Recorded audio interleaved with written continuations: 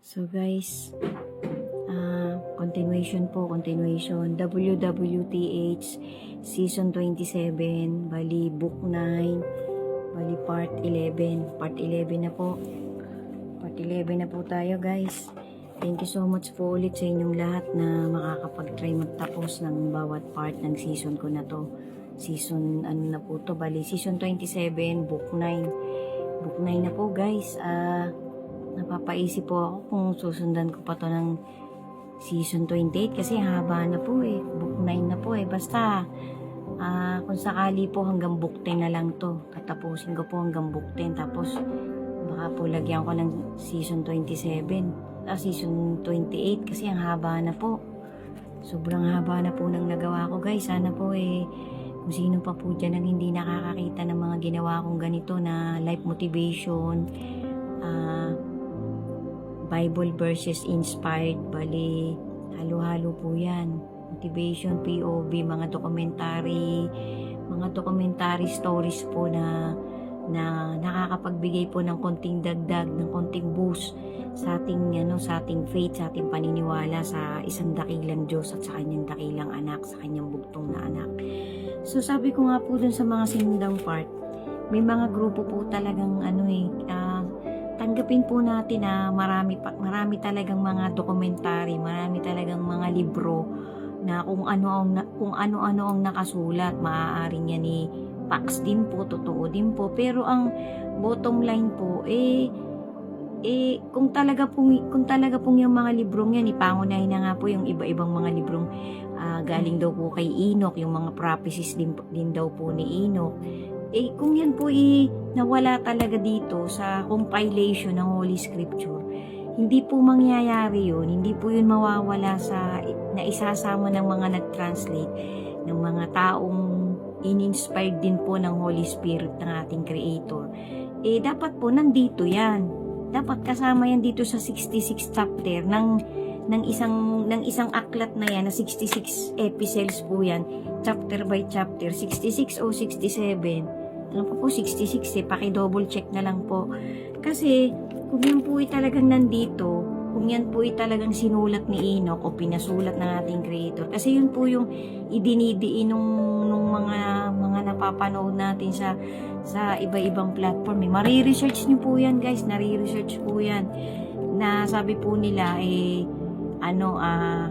yun daw pong mga sinulat ni Enoch parang kung nanamnamin po natin yung context ng mga tinatawid na kagaya ng mga napanood ko lately, parang mas totoo pa daw po yun kaysa dito sa pinaninindiganan nila na ginaya lang daw po yung mga nakasulat dito sa Holy Scripture, lalo na po yung nangyari kay Jesus Christ.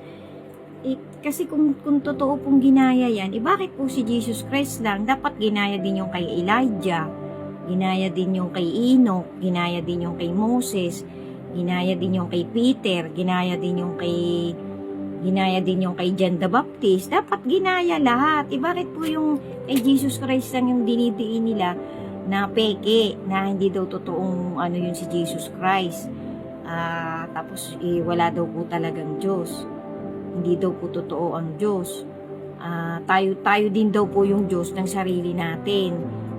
Ito daw pong katawan na to, tanggapin natin na itong katawan natin may energy. Yun daw pong pitong number sa Holy Scripture na sinasabi nilang mahalaga.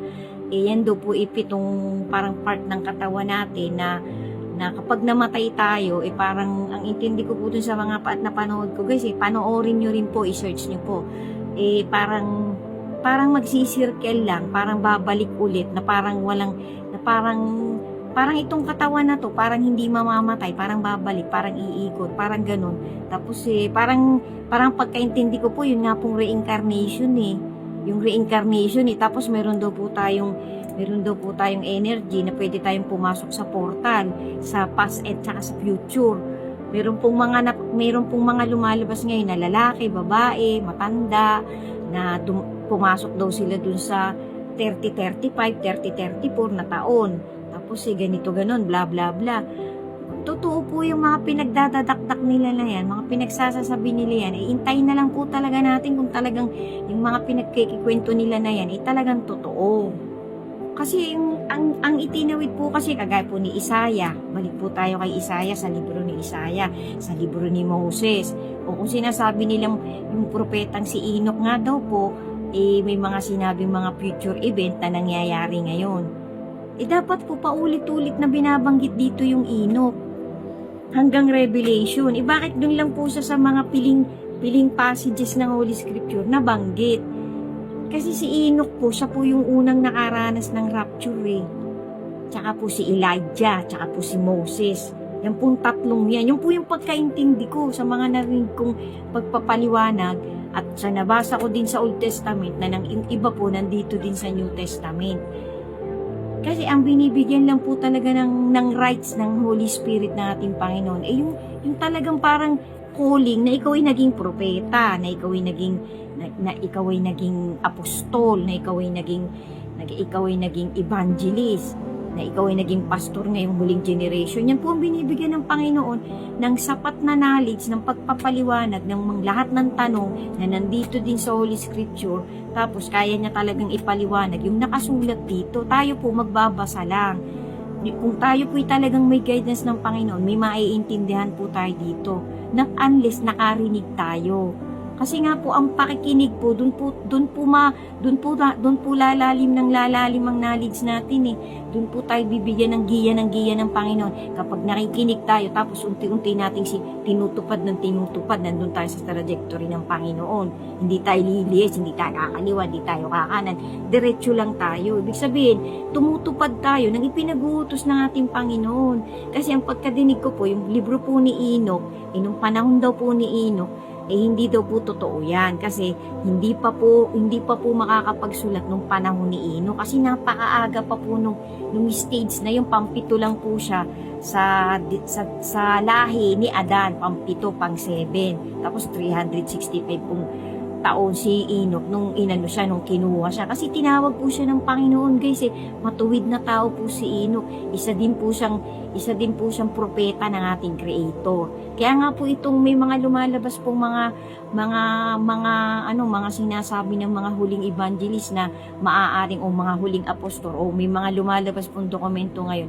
Hindi lang po natin masusure, magagaranti na totoo yan, na 100% yan. Na yun daw pong, kung totoo talagang sinasabi, minamak nila tong libro na to, pati yung buhay ni Jesus Christ, dapat minamak din nila yung 2 o 3 mabubuhay na parang babalik, na parang yun yung magiging huling propesiya na magiging witness, the 2 witness o the 3 witness. Sabi nga po 3 yan eh, hindi daw po 2 witness eh. Pero ang pagkaintindi ko po, nandun po yan sa Revelation, may 2 witness po na lalabas. Ang sinasabi po nung iba, maaaring si Enoch yun, si Elias, o kaya si Moses. Kasi yung tatlong tao po na yun ay hindi nakatikim ng talagang flesh na kamatayan. Yung po ang pagkakaintindi ko guys ngayon, i-search din po ninyo, saliksikin din po ninyo. Ngayon gusto ko pong isama dito sa part ko na to, na yung sinabi ng isang lalaki na yun, na blasphemer po, para sa akin, blasphemer po siya. Kasi hindi ko po maintindihan kung agnostic siya o neutral siya o atheist siya. Kasi hindi po talaga siya naniniwala sa Diyos eh. Ito daw pong energy na to, ito yung Diyos, itong katawan natin. Tapos meron tayong parang energy na kapag na-enhance, pwede talaga tayong magpabalik-balik dito. May portal daw po. Sabi nga po 11 dimension daw po ang kayang pasukin itong katawan natin. Ngayon, i-search nyo po guys. Ako po kasi, binibigyan ko lang din po ng sarili kong opinion, sarili kong discretion. Ang nadinig ko, ang natutunan kong konting motivation ko, na parang gusto ko po talagang bigyan ng credit itong Holy Scripture ng ating Panginoon. Kasi ito po'y tapat, ito po'y totoo. Kasi yung sinabi po dito sa Lumang Testament, bakit tumawid po sa New Testament, marami na pong nagkatotoo. Konti na nga lang po ang aabangan. Ang aabangan nga lang po yung sinabi na lang sa Mateo, kay Lucas, kay Mark, at kay Revelation, sinabi ni Peter, ni Paul. Yun lang po, yun po ang aabangan, yun po yung pinakamatitinding prophecies na unti-unting nagkakaroon ng linaw. Yun po ang kaabang-abang na inaabangan ng huling generation ng mundong ito. Ngayon, depende po yan sa inyo guys, mag-research din po kayo para po maging kampante din kayo sa faith natin, sa ating Creator. May kasunod pa po, thank you po.